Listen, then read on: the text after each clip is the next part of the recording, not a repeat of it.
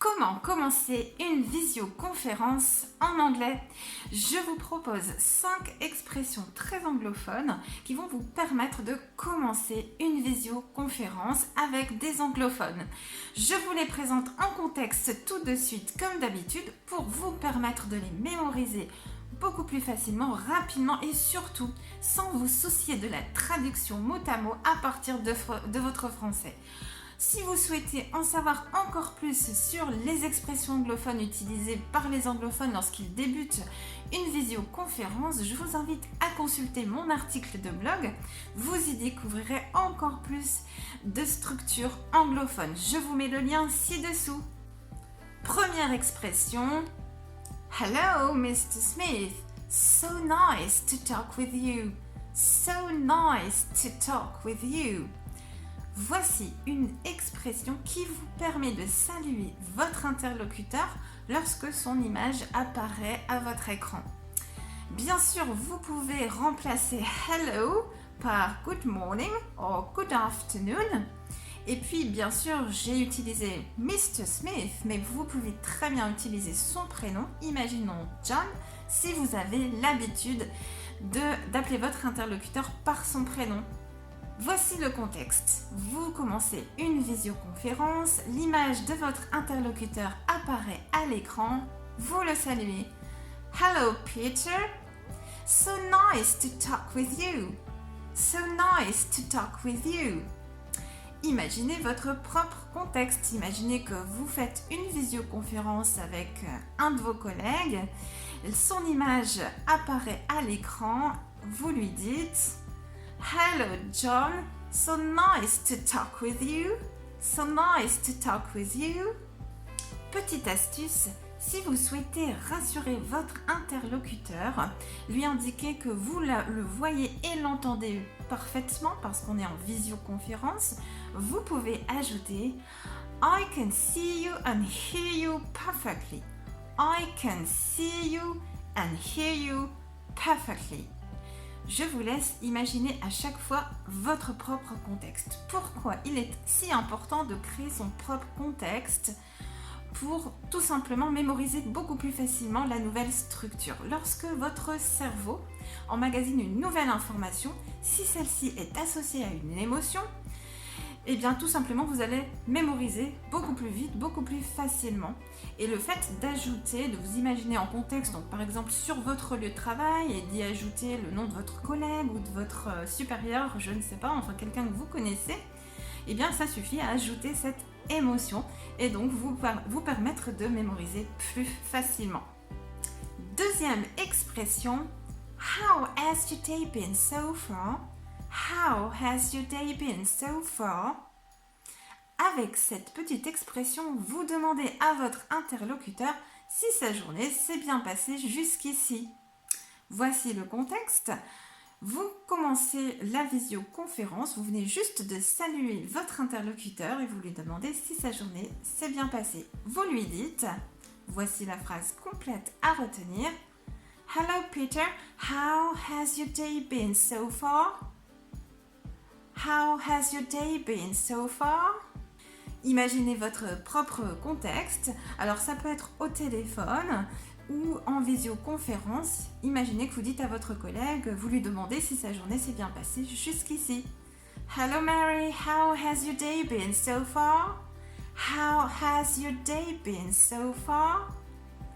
Alors, petite astuce, si la journée vient tout juste de commencer, imaginons on est très tôt le matin, cette petite formule n'est pas très appropriée puisqu'il n'y a pas encore d'historique dans votre journée. Alors à ce moment-là, vous utiliserez tout simplement How are you today, Peter? How are you today? Tout début de matinée. Par contre, à partir du milieu de matinée, n'hésitez pas à utiliser la structure des anglophones. How has your day been so far? Troisième expression, I will go over. I will go over. Avec cette expression, vous indiquez à votre interlocuteur que vous allez aborder un sujet ou plusieurs sujets. Donc le revoir, l'analyser, en discuter, en tout cas porter attention aux détails. Voici le contexte. Votre visioconférence vient de commencer, vous avez salué votre interlocuteur et vous annoncez que vous allez aborder par exemple le compte-rendu de la dernière réunion. Voici la phrase complète à retenir. I will go over the report from the last meeting. I will go over the report from the last meeting. Imaginez votre propre contexte. Alors imaginez que vous dites à votre collègue lors d'une visio, enfin en tout cas pour le début d'une visioconférence, que vous allez revoir les détails du contrat par exemple. Oh Mike, I will go over the details of the contract. Mike, I will go over the details of the contract. Attention, go over a bien sûr d'autres sens. Ici, on a vu que go over veut dire tout simplement revenir sur un sujet, l'aborder en apportant attention aux détails. Mais par exemple, to go over a deadline, c'est dépasser une date butoir, aller au-delà d'une deadline, d'une date limite. J'ai d'ailleurs fait une vidéo à ce sujet concernant les deadlines. Je vous mets le lien ci-dessous. Quatrième expression. I would like to review.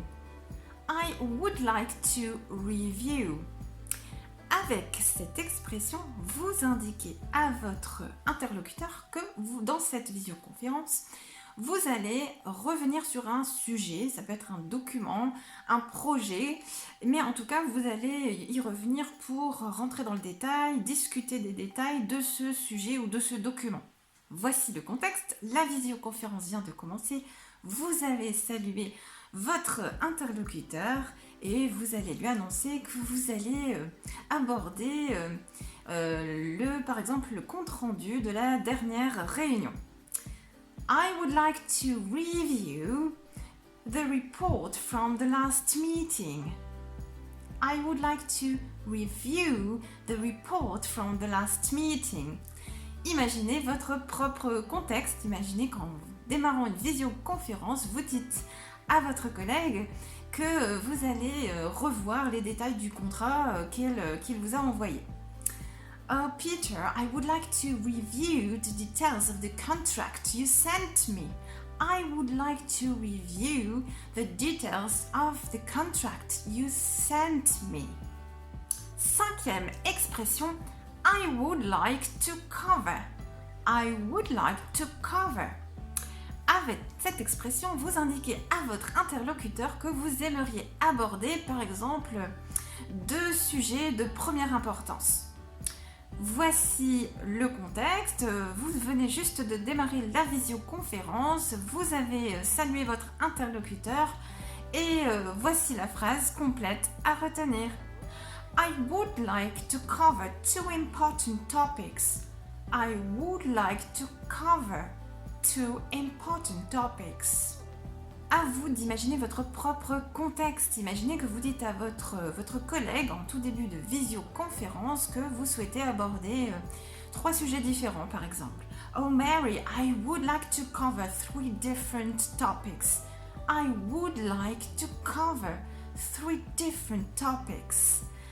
Voilà, vous pouvez utiliser to cover pour dire que vous allez aborder des sujets, des points, des projets différents. Voilà, vous savez désormais utiliser des expressions très anglophones pour commencer, pour démarrer des visioconférences. Vous avez appris à dire « Hello Mr. Smith, so nice to talk with you ». Également « How has your day been so far ?» Ensuite, vous avez appris I will go over the different topics. I will review or I would like to review the following topics. And I would like to cover the following topics.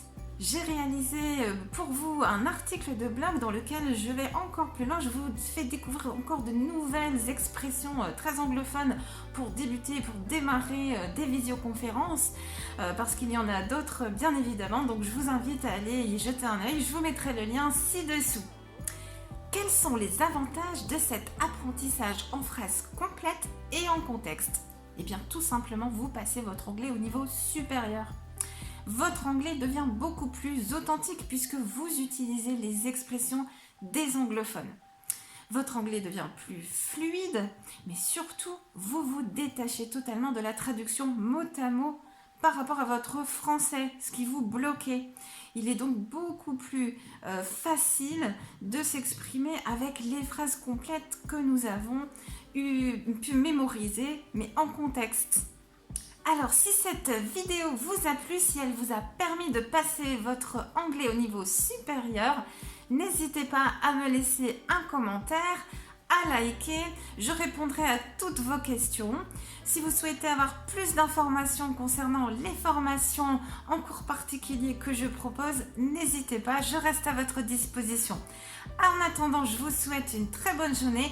I wish you a fantastic day and I see you soon. Bye bye!